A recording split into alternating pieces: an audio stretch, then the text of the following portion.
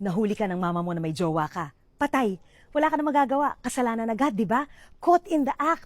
So makakaasa ka pag uwi mo, patay ka talaga sa sermon. Ang bata-bata mo pa, ano sa palagay mong ginagawa mo? Paano kung may mangyari sa'yo? Ano na lang ang sasabihin ng kapitbahay? Baka mamaya hindi ka mag-graduate, hindi mo alam ang pinapasok mo, etc., etc., etc. At talagang nakakatakot. Pero ang tanong, paano nangyari yun? Naunahan ka ng anak mo. Talagang ang galing magtago, ang galing magsinungaling, at wala kang nalaman. It only means natatakot ang anak mo. Alam mo, hindi naman natin ambisyon. Ako hindi ko ambisyon ang maging cool parent. Hindi ko kailangan pag-usapan ng tropa ng mga anak ko at sabihin, yung mama niyan cool eh. You only have to be safe. You don't need to be cool.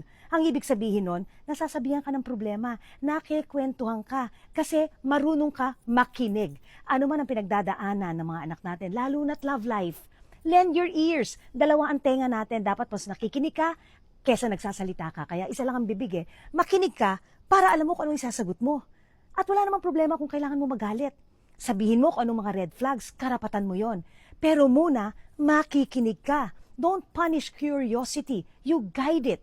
Minsan, curious lang yung mga bata eh. Paano ba ma-in love? May peer pressure. All of these things you talk about with your children. Again, you don't punish curiosity, you guide it. And process everything that your children are going through together.